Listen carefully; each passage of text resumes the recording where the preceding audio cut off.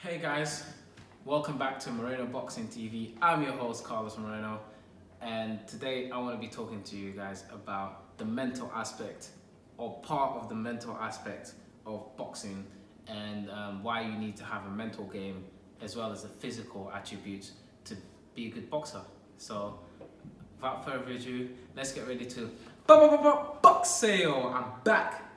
Okay, so most of the training that's done in boxing when you first start boxing is done around the physical aspect, the physical training, right? This new series that I'm bringing out is going to be focused on the mental aspect of boxing. Why am I doing that? I don't have as much time as I used to be in the gym filming content and filming technical aspects like techniques. This is how you punch, this is how you do that. If you go on my channel, there's so much technical content that you can get. I'm not saying I'm never going to do any more technical content because I know there's a lot of requests for certain techniques and I'll do that at some point. And this leads me to my second point. I feel like I've kind of saturated the channel with a lot of technical stuff, and to be honest, I'm kind of a bit bored of it. I feel like I don't feel inspired to film technique anymore. I feel that I'm at a point as a trainer and as a boxer and a martial artist where I feel like the mental aspect of boxing to me is quite important now, especially having the responsibility of training a professional fighter in O'Hara Davies. I feel like the mental game comes into play a lot more than just the physical technique. Okay, so to start out, okay, you're gonna hear me say this a few times in the next videos, but the first thing I want to say to you guys here is boxing can be split into three aspects. I split boxing into three aspects. The physical fitness of boxing allows you to execute the technical aspect of boxing, and the technical aspect again is still very physical, yeah? And then the technical aspect of boxing requires the strategical guidance of the mind. I say most people are going to be fit in boxing.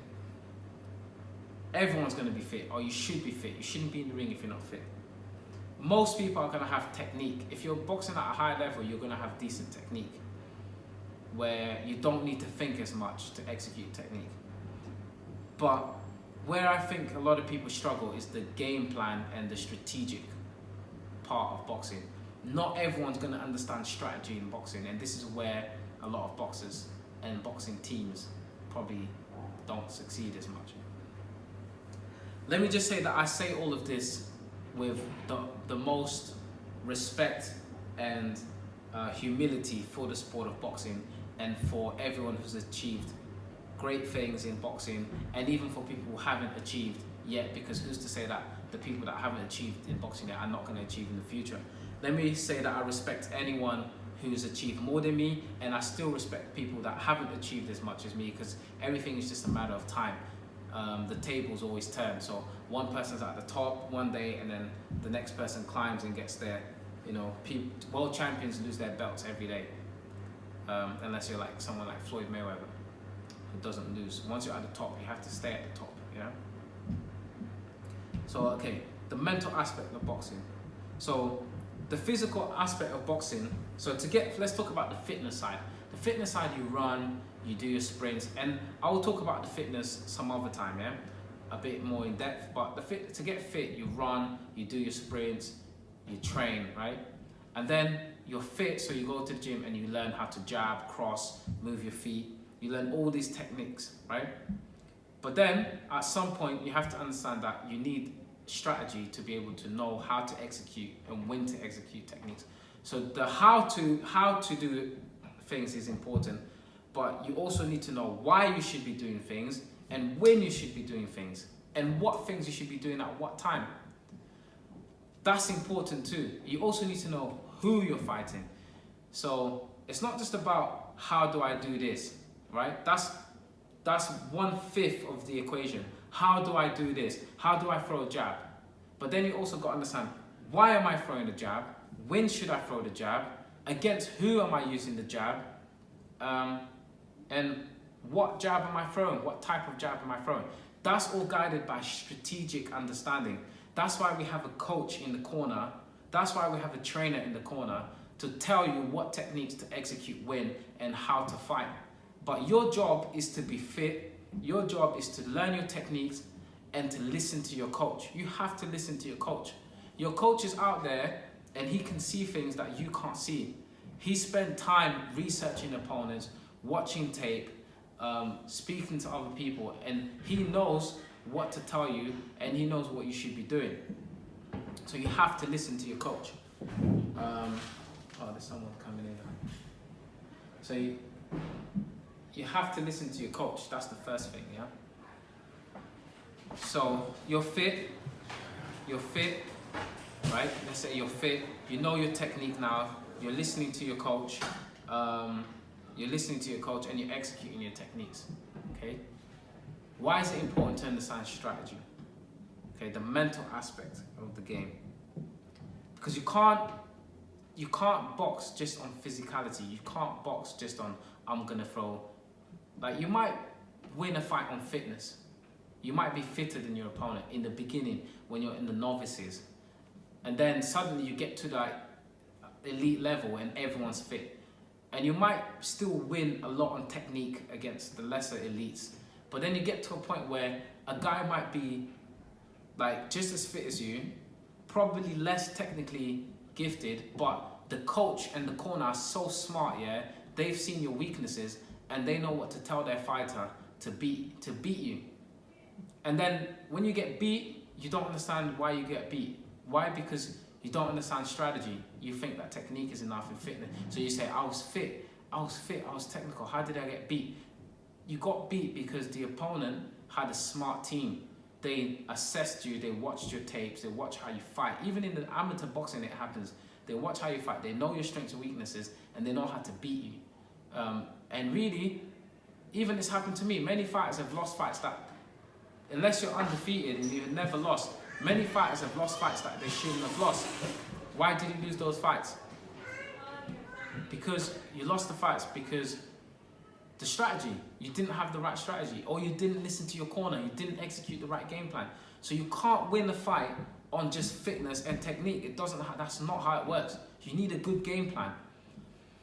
Okay, so now that we've established the role that fitness plays, the role that technique plays, and now we've discussed the role that strategy plays, let's talk about the mental aspect of boxing. The mental side of boxing is unlimited. There's so many ways you can approach the mental side, yeah? But to me, and this is my personal view, the first thing you need to have is absolute focus. You must have focus. You must have focus inside the ring and outside the ring. If you're in the ring fighting and you're thinking about a girl that you're gonna go see after the fight, or you're thinking about how much money you want to get paid after the fight, or you're thinking about people watching your fight and you care about what the audience thinks, you might not be as focused on what's happening at that moment in the fight. And a lapse in concentration can cause you to make mistakes, can cause you to not listen to your corner, can cause you to get hit with certain punches you shouldn't be getting hit, can cause you to not think about the strategy and the game plan and do your own thing where you're not listening to your corner, you're doing your own thing and it's not working. Can cause you to be slow when you throw your punches because there's too much litter, there's too much trash in your mind, right? So that's the effects of not being focused. Not only do you have to be focused inside the ring, right? You have to be focused outside the ring as well. If outside the ring all you're doing is drinking, partying, seeing girls, smoking weed, doing dumb stuff, yeah, that's gonna affect your training, it's gonna affect your dieting, it's gonna affect your whole boxing altogether, it's gonna affect everything in your boxing. So if you're doing that, if you're not focused, if you're not mentally focused, it's all good going to the gym and training, but if you're not doing it physically, right? But if you're not present, you're not going to learn anything in that training session. If you're not fully focused, you're not going to give 100%. And every time you go to the gym and you don't give 100%, you're missing out on an opportunity to be a better fighter. So that's the first thing that you need in terms of the mental aspect of boxing. Before anything else, you just need the focus. You just need the focus, right? So now you've got the focus, you've attained the focus, right? Where you're disciplined, you're focused in training. The next thing you need is to be present-minded. You need to be present-minded. What do I mean by present-minded? Again, if you're going to the gym and you're thinking about girls, you're thinking about partying, and you're training, you're hitting the bag, and you're thinking about that girl that you saw last night or that you're going to see that night. You're not giving 100% to what you're doing. You're not present. What happens if you're sparring and you're thinking about, and then you're thinking about the wrong things? You get hit. You don't perform. You're not learning anything. The coach is shouting in the corner, use your jab, do this, do that, and you're not listening to anything the coach is saying. You're not doing anything the coach is saying. It's not going to work. So focus is so important, and being present-minded is so important. Being in the moment. If you're in the gym, you're in the gym. You're not here and there and partying and clubbing, thinking about things you shouldn't be thinking about. That's another aspect of boxing that you need to understand when it comes to the mind. And I'll give you just one more. I don't want to do too much, right? But I'll give you one more. The next thing you got to understand about the mind. The mind is what holds the information. Your mind is where the information is stored. It's either stored in the conscious or subconscious mind, but it's stored in one of the two. What's the difference? The conscious mind is when you have to think about it. You have to think about it and practice it. And once you've practiced enough, it stores in your subconscious mind. When it stores in your subconscious mind, you're able to do things without having to think as much. Okay? You don't have to think as much. So that's another thing to remember.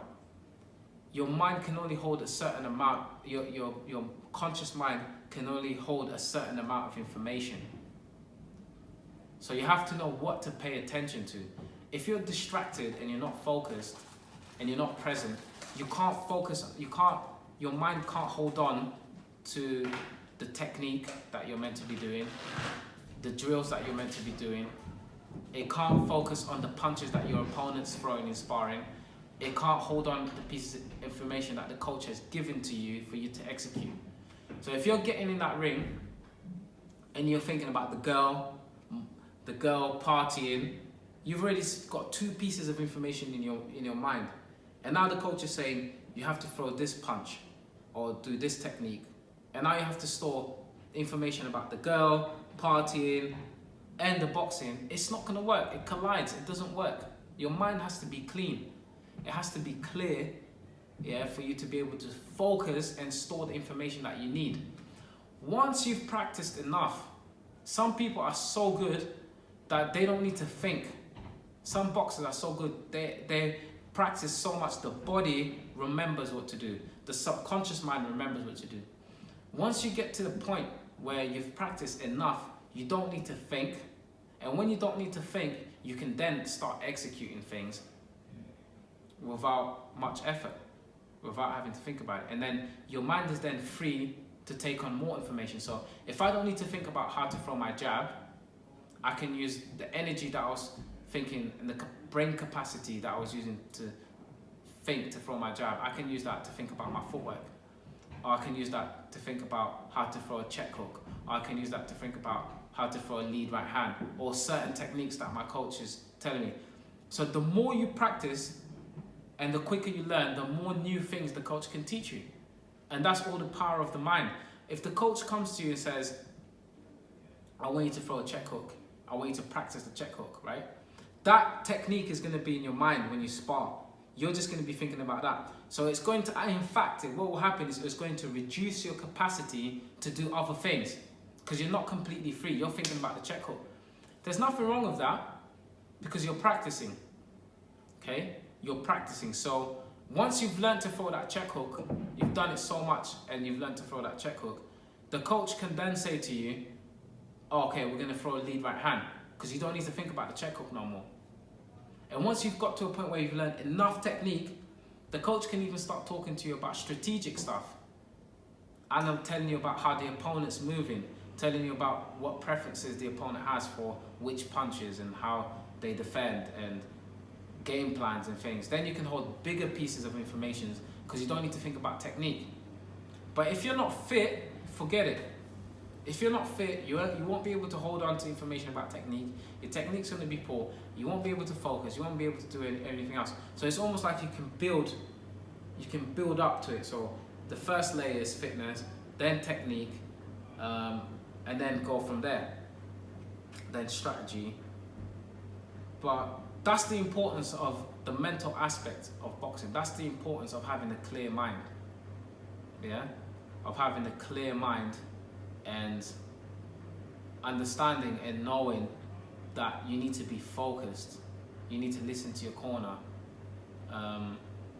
So yeah, that's the power of having a clear mind in boxing.